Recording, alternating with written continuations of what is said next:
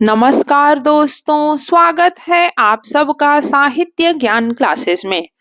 दोस्तों, पिछले वीडियो में आपने अपभ्रंश साहित्य के कवियों को देखा। आज हम लेकर आए हैं सिद्ध साहित्य के प्रमुख तथ्यों और प्रमुख कवियों का परिचय। तो चलिए शुरू करते हैं आज की इस साहित्यिक यात्रा को और देखते हैं सिद्ध साहित्य। बौद्ध धर्म के वज्रयान तत्व का प्रचार करने के लिए जो साहित्य जनभाषा में लिखा गया वह सिद्ध साहित्य कहलाता है। मंत्रों द्वारा सिद्धि प्राप्त करने की चेष्टा करने वाले साधक सिद्ध कहलाते हैं। सर्वप्रथम राहुल सांकृत्यायन ने हिंदी काव्यधारा ग्रंथ में 84 सिद्धों का उल्लेख करते हुए बताया कि सिद्ध साहित्य के आदि कवि सरहपा हैं। मुनिदत्त व अद्वै व्रज ने सिद्धों की भाषा को संध्या भाषा की संज्ञा दी। संध्या भाषा साधनात्मक अनुभूतियों का संकेत करने वाली प्रतीक भाषा है। अब देखते हैं कुछ प्रमुख तथ्यों को, जिसमें पहला तथ्य है वस्तुतः सिद्ध साहित्य की भाषा मागधी अवहट्ट है, जिसमें संध्या शब्दों का बाहुल्य है। यह साहित्य मुक्तक शैली में लिखा गया है, जिसमें दोहा गीत प्रधान है। सिद्ध साहित्य को सर्वप्रथम प्रकाश में लाने का काम सन 1916 ईस्वी में हरिप्रसाद शास्त्री ने किया। उन्होंने बौद्ध गान और दोहा शीर्षक से सिद्धों की कुछ कविताएं प्रकाशित कराईं।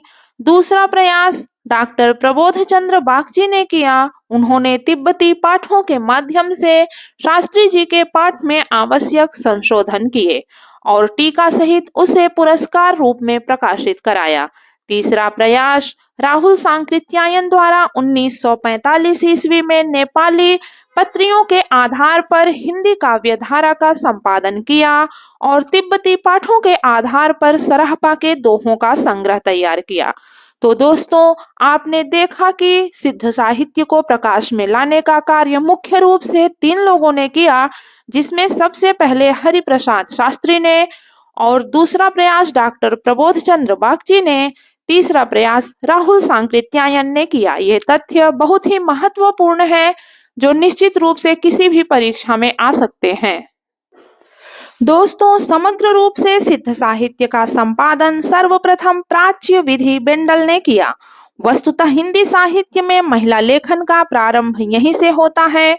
मणिभद्रपा में खलपा लक्ष्मीकरा ने अपनी भूमिका महिला साहित्यकार के रूप में अदा की। लक्ष्मीकरा की रचना का नाम अद्वय सिद्धि है।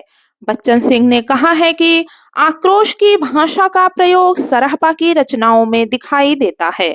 सिद्ध साहित्य में दोहा कोश की रचना परिनिष्ठित अपभ्रंश से हुई है तथा चर्यापदों की रचना अवहट्ट में सिद्धों का दोहा एवं चर्यापद संत साहित्य में क्रमशः साखी और शब्दी के रूप में रूपांतरित हो गया। सिद्धों ने चर्यापदों को विविध राग रागनियों में लिखकर परवर्ती गीति काव्यकारों जयदेव, विद्यापति, सूरदास आदि के लिए मार्ग खोल दिया। साथियों, अब हम चलते हैं सिद्ध साहित्य के प्रमुख कवियों के संक्षिप्त परिचय की तरफ और देखते हैं सबसे पहले सरहपा को। सरहपा का समय 769 ईस्वी है। ये सिद्ध साहित्य के आदि कवि माने जाते हैं। इनके अन्य नाम भी मिलते हैं। बौद्ध परंपरा से संबद्ध इनका नाम है राहुल भद्र और वज्रयान संप्रदाय से संबद्ध नाम है सरोज वज्र। राहुल सांकृत्यायन ने इनका समय 769 ईस्वी माना है। ये सहजयान या सहजिया संप्रदाय के प्रवर्तक माने जाते हैं। इनकी प्रसिद्ध रचना दोहा कोश है, जिस पर अद्वै व्रज ने विषय पदभंजिका शीर्षक से टीका लिखी। इनकी एक अन्य रचना चर्यापाद भी है। चर्यापाद में सिद्धों के व्यावहारिक जीवन से संबंधित रचनाएं मिलती हैं। इसमें 32 ग्रंथ बताए जाते हैं। साथियों, ये थे सरहपा से जुड़े हुए कुछ तथ्य। अब हम चलते हैं दूसरे कवि शबरपा की तरफ। इनका समय 780 ईस्वी है। ये सरहपा के शिष्य थे। 780 ईस्वी में क्षत्रिय कुल में उत्पन्न हुए थे। भीलों और सबरों की भांति जीवन व्यतीत करने के कारण इनका नाम सबरपा या सबरपात पड़ा। इनकी प्रमुख कृतियां हैं चर्यापद, चित्त गुह्य गंभीरार्थ, महामुद्रा वज्रगीति और शून्यता दृष्टि। अब हम देखते हैं अगले कवि लुइपा को। ये शबर्पा के शिष्य थे। 84 सिद्धों में ये सर्वाधिक शिक्षित थे, इसलिए इन्हें सबसे ऊंचा स्थान प्राप्त है। उड़ीसा में जन्मे लुइपा की प्रमुख रचनाएं हैं अभिसमय विभंग, तत्व स्वभाव दोहा कोश, भगवत विषमय, लुइपाद गीतिका और बुद्धोदय। साथियों, अब हम देखते हैं सिद्ध साहित्य के अगले कवि डोम्भिपा को। 1840 ईस्वी में मगध में जन्मे ये विरूपा के शिष्य थे।